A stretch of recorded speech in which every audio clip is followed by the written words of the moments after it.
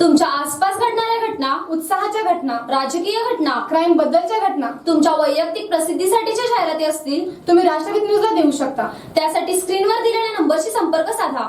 तुम्ही होऊ शकता राष्ट्रगीत न्यूज मध्ये सहभागी, तुमच्या नावासह व घडामोडींसह। कामगार बँकेच्या इमारतीला सदाशिव मुर्दंडे यांचे नाव, राहुल खंजिरे। फुटपाथचा वापर हातगाडीवाल्यांसाठी। न्यायालयाचा निकाल लागल्याने मासेमारी करणाऱ्या समाजाची आतिषबाजी। जांभळी येथे विवाहितेची 2 मुलींसह विहिरीत उडी घेऊन आत्महत्या। गणपतीपुळे समुद्रात बुडताना 5 जणांना वाचवले। शेतकरी आंदोलनामुळे दररोज 3500 कोटींचे नुकसान। भाजपमध्ये बंडाळी, चंद्रकांत दादांच्या राजीनाम्याची मागणी।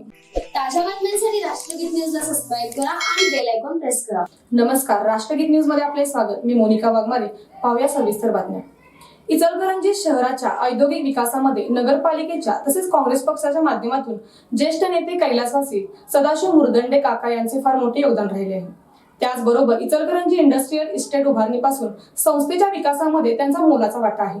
या सर्वांचा विचार करता कामगार बँक इमारतीचे नूतनीकरण करून त्या इमारतीस कैलासवासी सदाशिव मुर्दंडे काका यांचे नाव देण्याबाबतचा ठराव आज झालेल्या संचालक मंडळाच्या बैठकीत घेण्यात आल्याची माहिती दी इचलकरंजी इंडस्ट्रियल को ऑफ इस्टेट लिमिटेडचे चेअरमॅन राहुल खंजिरे यांनी दिली। मुर्दंडे काका असतील तर या संस्थेच्या मध्ये त्यांचं योगदान ह्या संस्थेच्या विकासामध्ये, औद्योगिक संस्थेच्या विकासामध्ये, उद्योग संस्था वाढीसाठी म्हणा आणि इचलकरंजीच्या नियोजनामध्ये मुर्दंडे काकांचा फार मोठा मोलाचा सहभाग होता। म्हणून त्यांची चिरंतन काल स्मृती राहावी म्हणून त्यांच्या नावानं आम्ही घेतलेली बिल्डिंग, सध्या इचलकरंजी इंडस्ट्रियल इस्टेटची बिल्डिंग ही सदाशिवराव मुर्दंडे भवन किंवा अशा पद्धतीचं त्यांची बिद्रे साहेबांनी सुचवलं आणि त्यानंतर सर्व संचालकांनी त्याला एकमुखानं पाठिंबा दिला। यावेळी व्हाईस चेअरमॅन महादेव कांबळे, शंकरराव आदर्शे, सुनील पाटील, विजयकुमार राठी, प्रकाश नवनाळे, सागर कोईक, हांडे भरमू, बिंद्रे महादेव, कोलप यशवंत, सौ पार्वतीदेवी छापरवाला, मॅनेजर सुरेश चौगुले व संचालक उपस्थित होते। इचलकरंजी शहरात असणाऱ्या फुटपाथचा वापर हा पादचाऱ्यांसाठी नव्हे तर विविध वस्तूंचे विक्री स्टॉल लावणे, खाद्यपदार्थ विक्रीच्या हातगाड्या लावणे व वाहन पार्किंगसाठी केला जात आहे। त्यामुळे हा गंभीर प्रकार रोखण्यासाठी पालिकेबरोबरच वाहतूक पोलीस कर्मचारी कोणती कारवाई करणार याकडे नागरिकांचे लक्ष लागून राहिले आहे। इचलकरंजी शहरातील विविध ठिकाणी फुटपाथचे काम पूर्ण करण्यात आले आहे, पण या फुटपाथचा वापर पादचाऱ्यांसाठी न करता विविध वस्तूंचे विक्री स्टॉल लावणे, खाद्यपदार्थ विक्री हातगाड्या लावणे व वाहनांचे पार्किंग करणे यासाठी जास्त प्रमाणात केला जात आहे। याशिवाय काही दिवसापूर्वी नव्याने केलेल्या फुटपाथची दुरवस्था होण्याबरोबरच या ठिकाणी कचरा टाकण्याचे प्रकार वाढू लागले आहेत। शहरातील विविध ठिकाणचा अतिक्रमणाचा प्रश्न गंभीर असतानाच आता फुटपाथवर वाढत चाललेल्या अतिक्रमणाचे मोठे वाहन प्रशासनासमोर निर्माण झाले आहे। याकडे वेळीच लक्ष न दिल्यास फुटपाथ म्हणजे असून अडचण नसून खोळंबा होण्याची शक्यता नाकारता येत नाही। त्यामुळे आता याबाबत पालिका प्रशासन आणि वाहतूक पोलीस कर्मचारी कोणती कारवाईची भूमिका घेणार याकडे नागरिकांचे लक्ष लागून राहिले आहे। आज कुरुंदवाडमध्ये मासेमारी करणाऱ्या समाजाने फटाक्याची आतषबाजी करून आनंदोत्सव साजरा केला। बरीच वर्ष प्रलंबित असलेला प्रश्न वादाच्या भोवऱ्यात सापडल्याने वाद न्यायालयात होता। हा निकाल मासेमारी यांच्या बाजूने लागल्यामुळे गावात एकच जल्लोष दिसून आला। मासेमारी करण्यासाठी आपल्या हद्दीतील आपल्या मालकीची जागा मिळाल्यामुळे आनंदित झाले। त्यावेळी मासेमारी करणारे सर्व सभासद, पदाधिकारी हजर होते। जांभळी तालुका शिरोळ येथील विवाहितेने 2 मुलींसह विहिरीत उडी घेऊन आत्महत्या केल्याचे समोर आले आहे।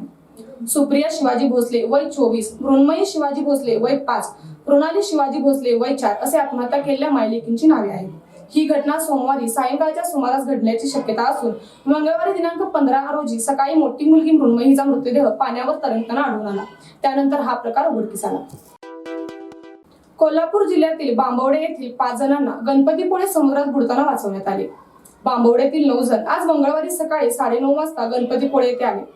12 वाजण्याच्या सुमारास ते पोहण्यासाठी पाण्यात उतरले, मात्र त्यातील 5 जण लाटेसोबत पाण्यात ओढले गेले। बाकीच्या तरुणांनी आरडाओरड केल्यानंतर किनाऱ्यावरील जीवरक्षक आणि किनाऱ्यावरील व्यावसायिक तातडीने पाण्यात उतरले आणि त्यांनी सर्वांना बाहेर काढले। त्यातील सूरज धनाजी कदम यांची प्रकृती गंभीर असल्याने त्याला तातडीने रत्नागिरी जिल्हा रुग्णालयात पाठवण्यात आले। तेथे त्याची प्रकृती सुधारत आहे। कृषी कायद्याविरोधात शेतकरी आंदोलनाचा आज 20वा दिवस आहे। या आंदोलनाचा परिणाम 3 राज्याच्या अर्थव्यवस्थेवर पडण्यास सुरुवात झाली आहे। शेतकऱ्यांच्या आंदोलनामुळे दररोज 3,500 कोटी रुपयांचे नुकसान होत असल्याचा associated chambers of commerce and industries of इंडियाने दावा केला आहे. यामुळे पंजाब, हरियाणा आणि हिमाचल प्रदेशच्या अर्थव्यवस्थेचे नुकसान होत आहे. या राज्याची अर्थव्यवस्था परस्पर जोडलेली आहे. शेतकऱ्यांच्या आंदोलनामुळे परिवहन यंत्रणेवर परिणाम झाला असून पुरवठा साखळी तुटली आहे. यामुळे देशभरातील फळ आणि भाज्यांचे दर वाढले आहेत. पुणे पदवीधर व शिक्षक मतदारसंघात भाजपचे झालेल्या तारुण पराभवानंतर पक्षातील अंतर्गत नाराजी उफाळून आली आहे. नाराज पदाधिकाऱ्यांनी थेट प्रदेशाध्यक्ष चंद्रकांत पाटील यांनाच लक्ष्य केले असून त्यांच्या राजीनाम्याची मागणी केली आहे. या मागणीमुळे कोल्हापूर भाजपमध्ये खळबळ उडाली आहे. भाजपचे जिल्हा सरचिटणीस शिवाजी बुवा व हातकणंगले तालुक्याचे माजी अध्यक्ष PD पाटील यांनी पत्रकार परिषदेत ही मागणी केली. पुणे पदवीधर व शिक्षक मतदारसंघात भाजपचा ज्या पद्धतीने पराभव झाला त्या पक्षातील सर्व परिवारातील जुन्या निष्ठावंत कार्यकर्त्यांचा तो पक्षातील व परिवारातील जुन्या निष्ठावंत कार्यकर्त्यांच्या मनाला लागला आहे. प्रदेशाध्यक्ष पाटील व जिल्हाध्यक्ष समरजित घाडगे या दोघांवर निवडणुकीची प्रामुख्याने जबाबदारी होती. मात्र या दोघांनीही ही निवडणूक गांभीर्याने घेतली नाही. बाहेरून आलेल्या पदाधिकाऱ्यांवर विसंबून राहून एकतर्फी विजय होईल अशा भ्रमात ते राहिले. त्यांनी ही निवडणूक व्यवस्थित हाताळली नाही. त्यामुळेच भाजपचा एवढ्या मोठ्या फरकाने पराभव झाला असा आरोप भाजपच्या पदाधिकाऱ्यांनी केला.